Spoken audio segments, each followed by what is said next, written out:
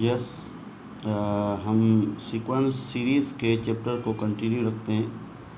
अच्छा, इसका लास्ट ये है कि relation of arithmetic mean, geometric mean and harmonic mean, इन तीनों मीन्स के दरमियान एक रिलेशन है जिसको हम मीन्स में थ्योरम भी कहते हैं। ठीक है, तो एक नंबर 1 है कि if arithmetic, geometric, harmonic between A and B are in G P, यानी फर्स्ट टर्म ए है स्मॉल और लास्ट टर्म बी है, इनके दरमियान ये तीन मीन लेकिन इन जी पी, तो जी पी मीन्स इनका रेशो जी अपॉन ए और इन दोनों का रेशो एच अपॉन जी।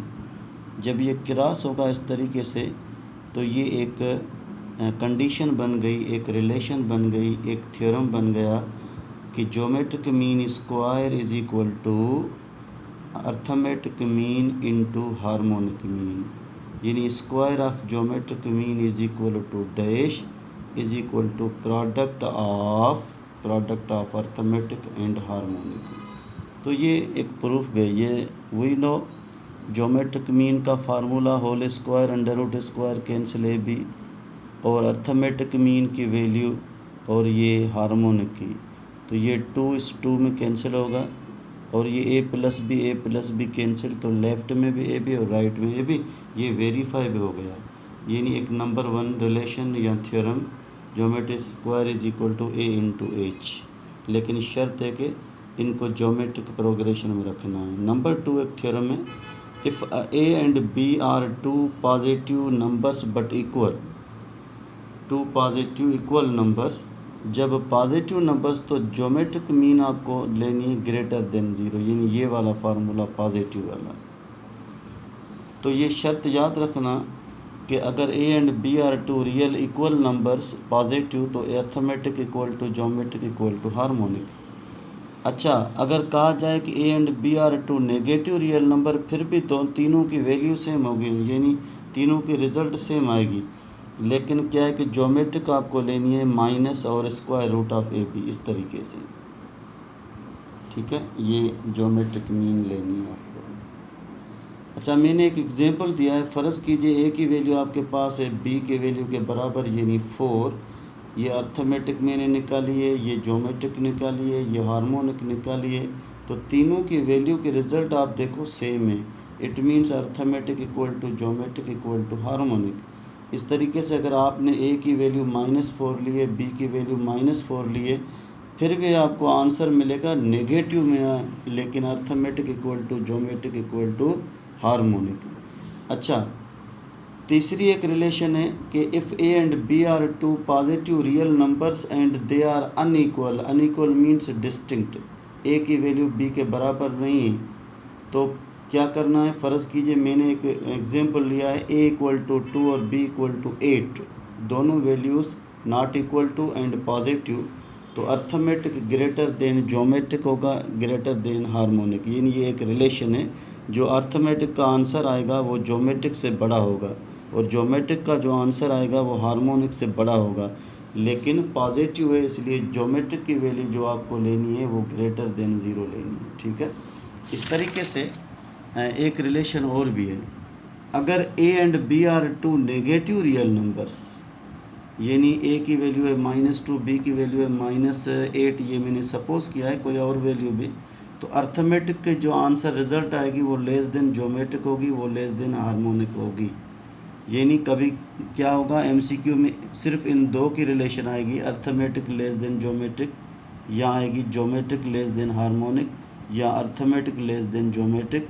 अगर इस ज्योमेट्रिक को इस तरफ और इस तरफ शिफ्ट किया जाए तो ये इसके अपान में डिवाइड होगी और इसके अपान में डिवाइड होगी, अपने आप से डिवाइड होगी, तो arithmetic divide by geometric less than harmonic divide by geometric, इस तरीके से भी रिलेशन बन सकती है। ये मैंने एग्जांपल दिया है, आराम से आप हल करके देखना कि वाकई अर्थमेटिक का जो आंसर है वो -5 है, ज्योमेट्रिक का -4 है, हार्मोनिक का -3.2 है, तो ये बड़ा है माइनस की वजह से। अच्छा, एक और पॉइंट है, इसको हम कहते हैं characteristic relation of harmonic terms. जैसे A B C are 3 terms in harmonic मैंने लिखा, तो इन 3 टर्म्स को कन्वर्ट करना है, रेसिप्रोकल करना है अर्थमेटिक में। जैसे ए 1/a बन गया, बी 1/b और सी 1/c। तो इन दोनों का डिफरेंस क्या होगा, नेक्स्ट माइनस प्रीवियस, इन दोनों का difference next 1/c minus previous. तो इसकी एलसीएम क्या होगी, इसकी एलसीएम होगी ए बी, तो ये ए वन ज़ा ए और ये बी वन ज़ा बी, दरमियान में माइनस, और इसकी एलसीएम होगी बी सी। तो ये बी एंड बी मैंने कैंसिल कर दिया, तो A minus B upon A equal to B minus C upon B, एक ये हो गई। अगर ये पेपर में आ जाए, इसका नाम भी करेक्टरिस्टिक रिलेशन है, इसका नाम भी करेक्टरिस्टिक रिलेशन है। या अगर ये वैल्यू यहाँ पे शिफ्ट की जाए इस तरीके से। अच्छा, एक इम्पॉर्टेंट पॉइंट और सिखानी है, वो ये है कि यहाँ पे सी है, ये देखो यहाँ पे सी है, बी एंड बी कैंसिल। अगर ये रिलेशन आ जाए, इसका नाम भी है characteristic relation of arithmetic terms. और अगर इसको इस तरफ शिफ्ट किया जाए और b माइनस सी को इस तरफ शिफ्ट किया जाए, तो ये करेक्टरिस्टिक रिलेशन बनेगी। इन दोनों को हम कहेंगे कि करेक्टरिस्टिक, ये वेरी इंपॉर्टेंट एमसीक्यू है एंट्री टेस्ट के लिए। तो characteristic relation if A B C कहा जाए, अगर कल पेपर में आ जाए एक्स वाई जेड, तो हम लिखेंगे X minus Y upon Y minus Z is equal to क्या, एक्स अपान जेड। इस तरीके से करेक्टरिस्टिक रिलेशन। एक और कंडीशन है कि अगर X Y Z are three terms in A P, in G P, in H P, अगर X Y Z are in A P कहा जाए, तो याद रखना X minus Y upon Y minus Z. देखो एक्स माइनस वाई, फिर ये Y यहाँ पे आ गया minus Z, is equal to, ये कंप्लीट इक्वल टू 1 होगा, यानी एक्स डिवाइड एक्स होगा। अगर आप इसको हल करके देखो तो यहाँ से वापस अर्थमेटिक मीन का फार्मूला मिल जाएगा, first term plus last term divide by 2 का। हम इसको हल करते हैं। फ़र्ज़ कीजिए हमने इस तरीके से किया इसको कि X minus Y upon Y minus Z is equal to 1, ये शिफ्ट हो गया इस तरफ, तो ये X minus Y is equal to Y minus क्या, ये जेड हो गया। तो इसको हम इस तरीके से रखें कि ये y इस तरफ और ये z इस तरफ, तो ये x plus Z is equal to 2y, तो y equal to X plus Z upon 2, तो ये arithmetic mean between x and z बन गई। अगर इस तरीके से कहा जाए कि इन तीनों x y z को GP में रखा जाए, तो x minus Y upon Y minus Z is dash, तो याद रखना x अपान वाई। देखो ये x अपान x, ये x अपान वाई। आप इसको क्रॉस मल्टीप्लिकेशन करके हल करके देखो, ये वैल्यू बन जाएगी क्या, ज्योमेट्रिक में बन जाएगी क्या, Y square is equal to X Z, जब अंडर रूट बोथ साइड, तो y is equal to plus minus under root में क्या होगा, एक्स जेड। इस तरीके से इन तीनों टर्म्स को एक्स वाई जेड को HP में रखा जाए हार्मोनिक प्रोग्रेशन में, तो वही same X minus Y upon Y minus Z is equal to X upon Z. तो इन तीनों कंडीशंस को लॉजिकली याद करके रखो, ए बी सी भी आ सकता है, पी क्यू आर भी आ सकता है, एक्स वाई जेड भी आ सकता है, अल्फ़ा बीटा गामा भी। तो ये एक्स अपान एक्स, ये एक्स अपान वाई, ये एक्स अपान जेड। अगर ए बी सी है तो ये ए अपान ए, ये ए अपान बी, ये ए अपान सी बन जाएगा इस तरीके से। अच्छा, इस तरीके से अपने पास एक और क्वेश्चन है कि फ़र्ज़ कीजिए ये लिखा है मैंने, और वेरी इंपॉर्टेंट एक MCQ है कि हार्मोनिक मीन बिटवीन 1/3 एंड 2/5 क्या होगा। तो ये एक पहले लेक्चर में भी हो गया है। सिंगल हार्मोनिक मीन का formula 2AB upon A plus B. तो ये 2 सेम A और B की वैल्यू रखिए, ये A की वैल्यू है, ये B की वैल्यू है, अपान में A की वैल्यू प्लस B की वैल्यू।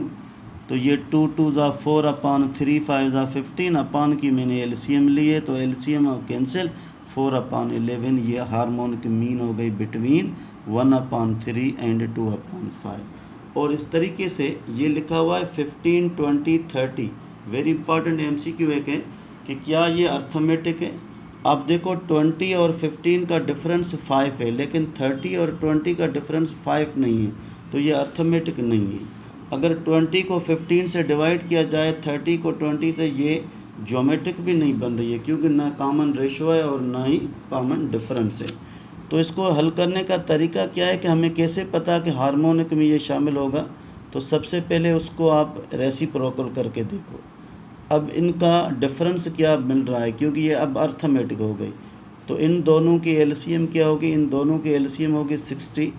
तो 60 को 15 से डिवाइड करोगे तो ये बन जाएगा, क्या होगा कि मैंने इस तरीके से लिखा है 1 नेक्स्ट माइनस प्रीवियस। तो इसकी एलसीएम 60 को 20 से डिवाइड करोगे ये 3 टाइम, और 60 को जब 15 से डिवाइड ये 4 टाइम, यहाँ से -1/60 डिफरेंस मिलेगा। अगर इन दोनों को हल करो 1/30 -1/20 एलसीएम 60 30 से डिवाइड हो जाएगा 2 टाइम, 20 से डिवाइड 3 टाइम। तो सब में सेम डिफरेंस मिल रहा है, इसलिए ये हार्मोनिक है। यानी इसका मकसद ये है इस तरीके से कि अगर 15, 20, 30 आर इन HP, तो इन APR डैश तो 1/15, 1/20, 1/30, इस तरीके से ये भी MCQ ज़बरदस्त काम का है। आगे हम इंशाल्लाह कंटिन्यू रखेंगे कल।